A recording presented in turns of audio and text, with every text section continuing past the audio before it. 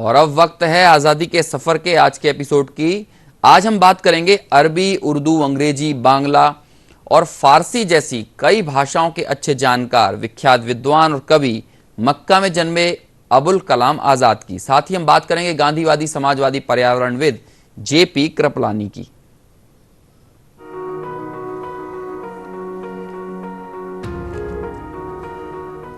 11 नवंबर मौलाना अबुल कलाम आजाद की जयंती है।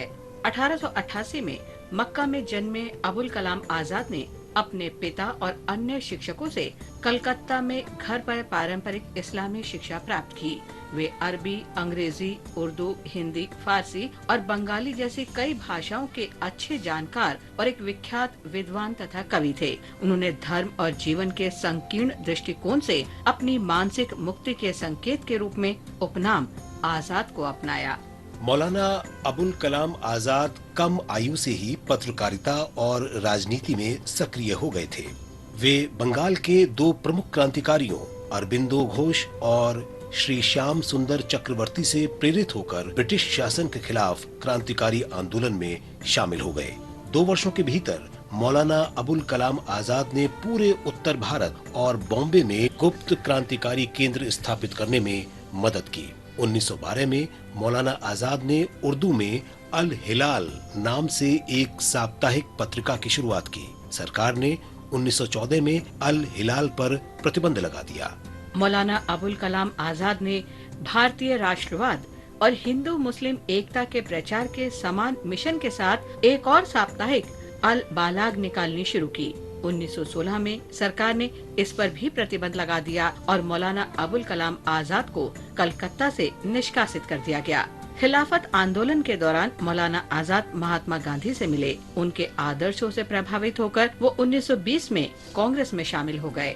मौलाना अबुल कलाम आजाद 1923 में 35 वर्ष की आयु में भारतीय राष्ट्रीय कांग्रेस के अध्यक्ष के रूप में सेवा करने वाले सबसे कम उम्र के व्यक्ति थे। उन्हें 1920 और 1945 के बीच अलग अलग आरोपों में कई बार जेल भेजा गया, जिसमें सविनय अवज्ञा आंदोलन और भारत छोड़ो आंदोलन में भागीदारी भी शामिल था। उन्होंने एक ऐसे भारत की परिकल्पना की थी जो विभाजन का कड़ा विरोध करते हुए हिंदू और मुस्लिम दोनों को गले लगाए। कल तक जब तक कि आजादी हमारे हाथ में न थी, आपके मुल्क का क्या हाल था? वो अपनी किस्मत का मालिक नहीं था, उसकी किस्मत दूसरों के हाथों में। आपका अमन भी आपके कब्जे में न था, आपकी बेअमनी भी आपके कब्जे में न थी। जब कभी मुल्क में बदअमनी होती थी तो आप अपने तरफ नहीं देखते थे, उनके तरफ देखते। जब आपको कोई तकलीफ और परेशानी होती थी, आप उनके आगे मजबूर होते थे कि अपना हाथ बढ़ाएं। लेकिन आज वो नहीं है, आज अपनी किस्मत के आप खुद मालिक हैं। मौलाना अबुल कलाम आजाद संविधान सभा में विशेषकर शिक्षा से संबंधित चर्चाओं में सक्रिय रूप से भाग लेते थे। उनका मानना था कि एक राष्ट्र के रूप में भारत को उच्च शैक्षिक मानकों की आकांक्षा करनी चाहिए। 1947 से 1958 में अपनी मृत्यु तक देश के पहले शिक्षा मंत्री के रूप में उन्होंने 14 वर्ष की आयु तक के सभी बच्चों के लिए मुफ्त और अनिवार्य प्राथमिक शिक्षा की हिमायत की, क्योंकि उनका मानना था कि शिक्षा सभी नागरिकों का अधिकार है। अबुल कलाम आजाद ने अशिक्षित वयस्कों की शिक्षा के लिए वयस्क शिक्षा बोर्ड की स्थापना की। उन्होंने विश्वविद्यालय अनुदान आयोग और भारतीय विज्ञान संस्थान तथा IIT जैसे अन्य शिक्षण संस्थानों की स्थापना में भी महत्वपूर्ण भूमिका निभाई। मौलाना अबुल कलाम आजाद ने 22 फरवरी 1958 को अंतिम सांस ली। उनकी आत्मकथा इंडिया विंस फ्रीडम 1959 में उनकी मृत्यु के बाद प्रकाशित हुई थी। उन्हें 1992 में मरणोपरांत भारत रत्न से सम्मानित किया गया था। शिक्षा के क्षेत्र में उनके अमूल्य योगदान के कारण 11 नवंबर को राष्ट्रीय शिक्षा दिवस के रूप में मनाया जाता है। 11 नवंबर को गांधीवादी, समाजवादी, पर्यावरणविद, स्वतंत्रता कार्यकर्ता आचार्य जेबी कृपलानी की जयंती भी है। आचार्य कृपलानी के नाम से विख्यात जीवतराम भगवान दास कृपलानी का जन्म 1888 में हुआ था।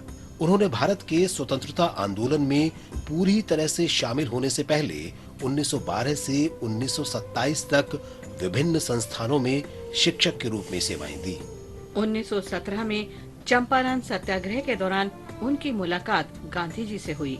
1922 के आसपास जब वो महात्मा गांधी द्वारा स्थापित गुजरात विद्यापीठ में पढ़ा रहे थे तो उन्होंने आचार्य की उपाधि हासिल की। गांधी जी से प्रेरित होकर वो 1927 में भारतीय राष्ट्रीय कांग्रेस में शामिल हुए और असहयोग आंदोलन तथा भारत छोड़ो आंदोलन में भाग लिया। आचार्य कृपलानी का विवाह उन्हीं के समान व्यक्तित्व की धनी गांधीवादी कार्यकर्ता और स्वतंत्रता सेनानी सुचेता कृपलानी से हुआ था। आचार्य जेबी कृपलानी संयुक्त प्रांत से संविधान सभा के लिए चुने गए। वे मौलिक अधिकारों पर उप समिति के अध्यक्ष थे। उन्होंने संविधान सभा में प्रस्तावना पर अपने विचार व्यक्त किए। 1946 में उन्हें कांग्रेस पार्टी का अध्यक्ष चुना गया, लेकिन कार्य समिति की भूमिका पर पार्टी के सदस्यों के साथ बढ़ते मतभेदों के कारण 1 साल बाद उन्होंने इस्तीफा दे दिया। जल्द ही कृपलानी भारतीय राष्ट्रीय कांग्रेस के कड़े आलोचक बन गए।